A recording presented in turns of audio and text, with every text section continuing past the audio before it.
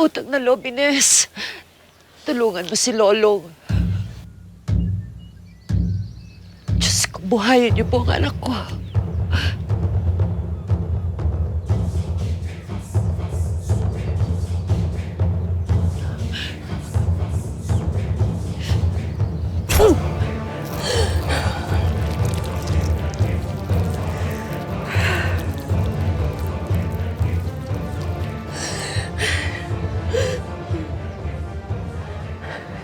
Malalim ang sugat na tinamo ni Lolong mula sa pangil ng buhaya na ginamit sa kanya.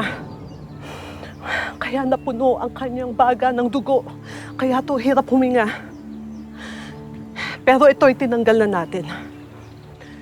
Mukhang matagal maghilom ang kanyang sugat, pero siya ay ligtas na sa kamatayan.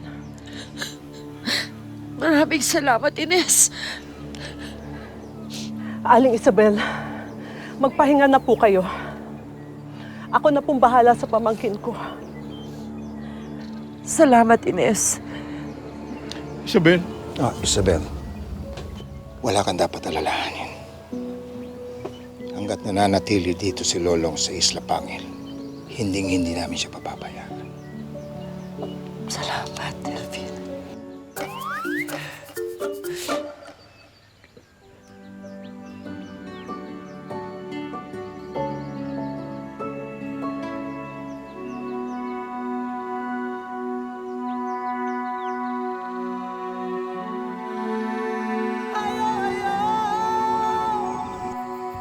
Alam mo, kailan kami nakapunta dito?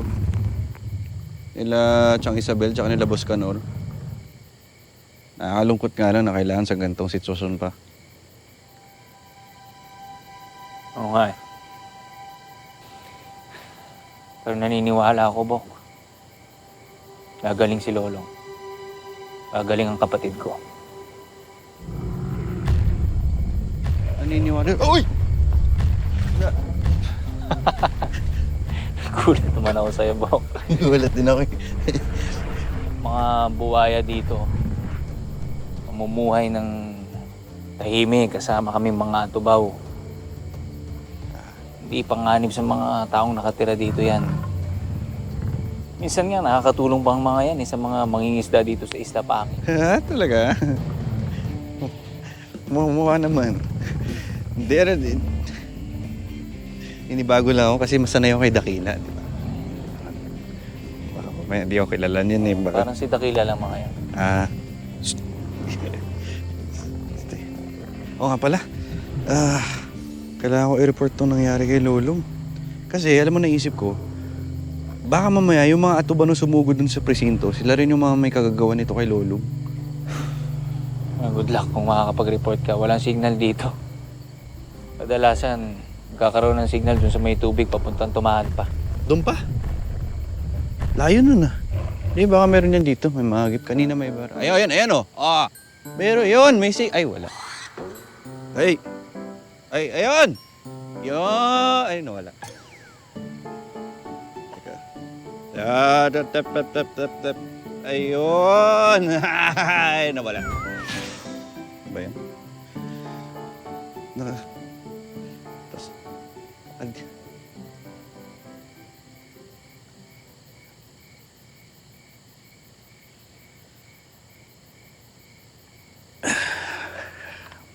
Tol.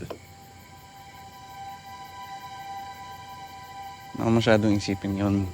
So, inira naman ang galing eh, di ba? Kagaling si Lolong.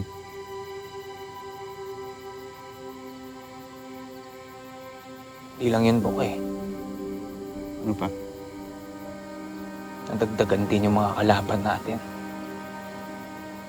Ayun, pati mga kapwa atubaw na. At mga taong gustong kumuha ng mga atubaw.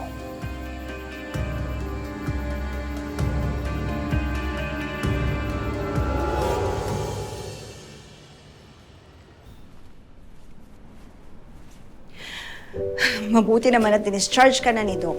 Akala ko magtatagal ka pa dito, anak eh. So, ibig sabihin, mainam na ang lagay mo.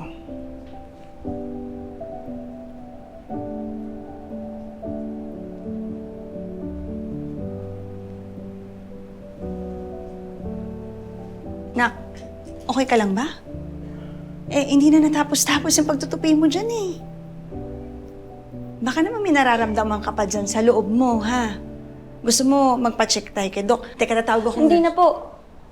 Baka gutom lang po ito. Tama-tama. Magsasanggipsal tayo pag uwi natin. Akin na nga. Tutulungan na kita. Hindi ka matapos dito eh. Ayan.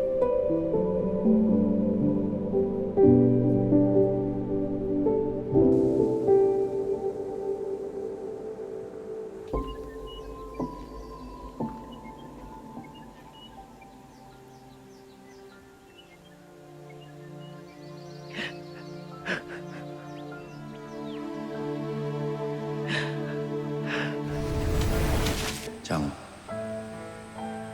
ganito ba kayo sa akin dahil sinikreto kong ako si Bangkil? Alam mo, nung una kong nakita si Bangkil, nung niligtas niya kami sa bus, ang una kong naisip, ikaw.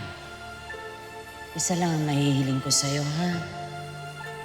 Mag-iingat, mag-iingat at mag-iingat ka, anak.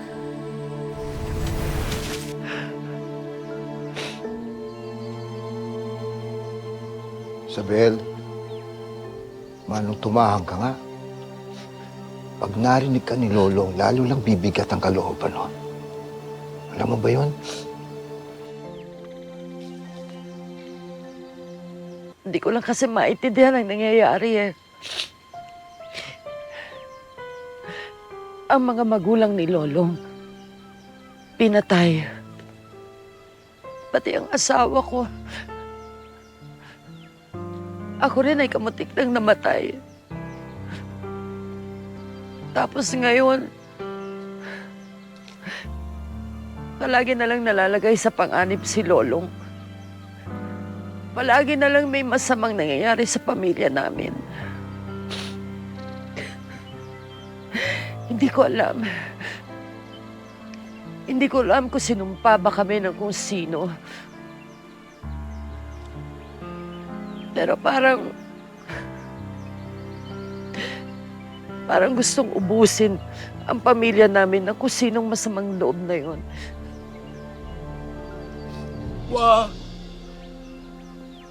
Huwag ka namang mawalan ng pag-asa, Isabel.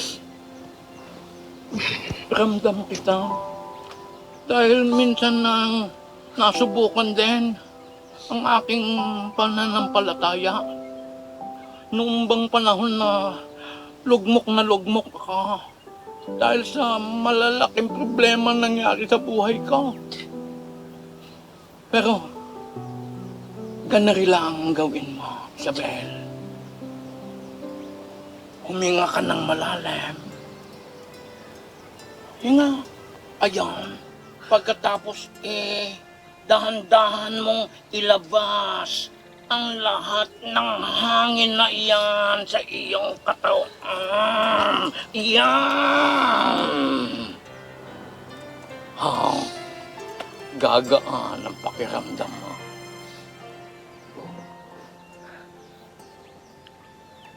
Salamat ka, Nor.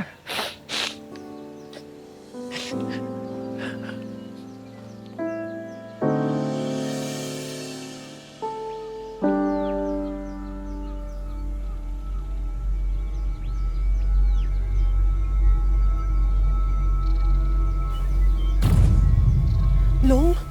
Apong Ayo.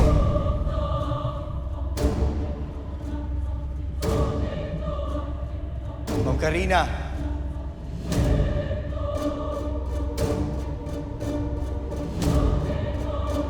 Apong Ayo. Ma'am Karina.